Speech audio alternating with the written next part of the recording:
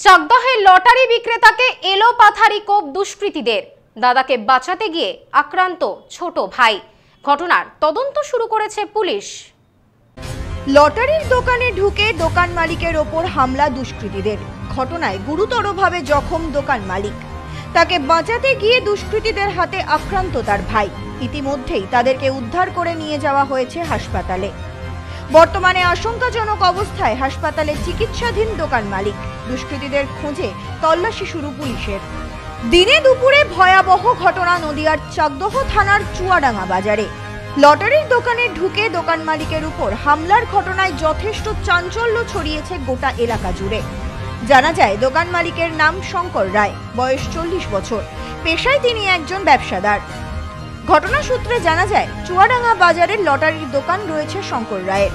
প্রতিদিনের মতো আজ অর্থাৎ শুক্রবারও তিনি নির্দিষ্ট সময়ে দোকান খুলেছিলেন। কিছু সময় পরেই 5 দুষ্কৃতী ওই দোকানে চড়াও হয় বলে অভিযোগ। ধারালো অস্ত্র দিয়ে শঙ্কর রায়কে এলোপাথারি কোপ মারা হয় বলে অভিযোগ। সেই ঘটনা দেখে দাদাকে বাঁচাতে ছুটে গিয়েছিলেন ভাই শিবু রায়। তিনিও দুষ্কৃতীদের হাতে আক্রান্ত হন বলে অভিযোগ। এরপর চিৎকার চেঁচামেচির শব্দ পেয়ে ঘটনাস্থলে ছুটে যান স্থানীয়রা। এলাকা ছেড়ে পালিয়ে যায় দুষ্কৃতীরা। দ্রুত শঙ্কর ও শিবুকে উদ্ধার করে চাকদহ স্টেট জেনারেল হাসপাতালে নিয়ে যাওয়া হয়। দুজনেই হাসপাতালে ভর্তি রয়েছেন। ওই ব্যবসায়ীর শারীরিক অবস্থা আশঙ্কাজনক বলে জানা গিয়েছে। এই বিষয়ে আক্রান্ত দোকান মালিকের স্ত্রী জানান, আমি স্থানীয়দের থেকে শুনতে পাই, এরপরেই হাসপাতালে ছুটে আসি। দুষ্কৃতীরা ওকে নৃশংসভাবে মেরেছে, অনেকগুলো সেলাই পড়েছে। এইভাবে ব্যবসাদারদের উপর অত্যাচার চললে কিভাবে ব্যবসা করে খাবে সবাই? আমি চাই পুলিশ এই ঘটনার তদন্ত করুক এবং দোষীদের শাস্তির ব্যবস্থা করুক। বাড়িতে ফোন এসে বলে আমার স্বামীকে কে ধরে মারছে। এবার সেইখানে আমি দৌড়ে এসে দেখি ও রক্তাক্ত অবস্থায় পড়ে রয়েছে। হাতে পায়ে দা পুরো ওদের কাছে যা ছিল তাইতে মেরেছে, মাথায় রড দিয়ে আঘাত করেছে। খুবই বিকট অবস্থায় পড়েছিল, ওখানে কেউ ছিল না ধরার। তার মধ্যে বাপ্পা দাসের বাবা নীলচাঁদ দাস, সুবীর দাস, তারপর আরও অনেকে ছিল। ওরা যেভাবে মেরেছে, ওরা মানুষ না, ওরা মানুষের উপর আক্রোশ। কোনো পশু এইভাবে কোনো মানুষকে মারতে পারে না, এটা পশু ছিল, পশু দেখে এইভাবে মেরেছে। এর বিচার তো অবশ্যই চাই। আর ওরা যেভাবে মেরেছে, এর বিচার শুধু শাস্তি না, শুধু যাবজ্জীবন জেল হওয়া দরকার। খবর পেয়ে ঘটনাস্থলে পৌঁছয় পুলিশ। ইতিমধ্যেই পুলিশের পক্ষ থেকে ঘটনার সিসিটিভি ফুটেজ সংগ্রহ করার চেষ্টা চালানো হচ্ছে।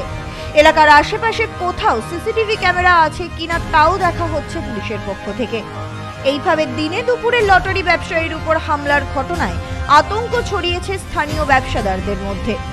কিন্তু কি কারণে এই হামলা? পুরনো কোনো শত্রুতার জন্য কি এই ঘটনা, নাকি অন্য কিছু? সেই বিষয়টি খতিয়ে দেখা হচ্ছে। পাশাপাশি দুষ্কৃতীদের খোঁজে শুরু হয়েছে তল্লাশি।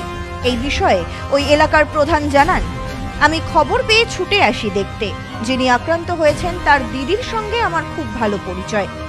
তবে একটাই কথা বলবো, এলাকায় এইভাবে উত্তেজনা ছড়ানো উচিত নয়। পুলিশের পক্ষ থেকে দুষ্কৃতীদের বিরুদ্ধে উপযুক্ত ব্যবস্থা নেওয়া উচিত। আমি শুনলাম চুয়াডাঙ্গা বাজারে একটা গন্ডগোল হয়েছে, তাতে পড়ারির শঙ্কর বলে কেউ একজন ইনজুরি হয়েছে। আমি সেই খবরটা শুনেই এসেছি। ওনার দিদি টিঙ্কুর সঙ্গে আমার ভালো পরিচিত। এবার টিঙ্কু দিয়ে আমাকে ফোন করেছিলেন, ওই ফোনটা পেয়েই আমার আমি এসে দেখলাম ওনার ইনজুর অবস্থায় ওনাকে চিকিৎসা করছেন। তো একটা কথাই বলবো, এলাকাকে উত্তপ্ত করাটা ঠিক না। এলাকায় অশান্তি বিশৃঙ্খলা সৃষ্টি করাটা, এতে সাধারণ মানুষ ভয় পেয়ে যায়। কেন মেরেছে, কী ঘটনা ঘটেছে কিছুই আমি জানি না, আমার কাছে পুরোটাই অজানা। আমি এলাকার প্রধান হিসাবে আমার ওই ভাইকে দেখতে এসেছি। আইন এখানে সঠিক তদন্ত করুক, তদন্ত করে আইন কঠিন ব্যবস্থা নিক, যাতে করে এলাকার শান্তি শৃঙ্খলা বজায় থাকে, পরবর্তীতে আর কোনো উশৃঙ্খল পরিবেশ তৈরি না হয়, উত্তপ্ত না হয়। দিনে দুপুরে এমন ঘটনায় এলাকায় তৈরি হয়েছে চাপা আতঙ্ক। সকলের একটাই দাবি, অবিলম্বে পুলিশ এই ঘটনার তদন্ত করে দোষীদের গ্রেপ্তারের ব্যবস্থা করুক। Bureau report, news no man's land, Chakdaha. New PC Jewellers, সম্পর্ক গড়ে দেয়। বনগাঁতে আমাদের 3টি শোরুম প্রতিদিনই খোলা। নিউ পিসি জুয়েলার্স, বনগাঁ বাটার মোড়। New PC Jewellers branch, Kumudini স্কুলের বিপরীতে। New PC Jewellers beauty, Motiganj, Hatkhola. আমাদের এখানে সোনা কিনুন পেপারের দামে।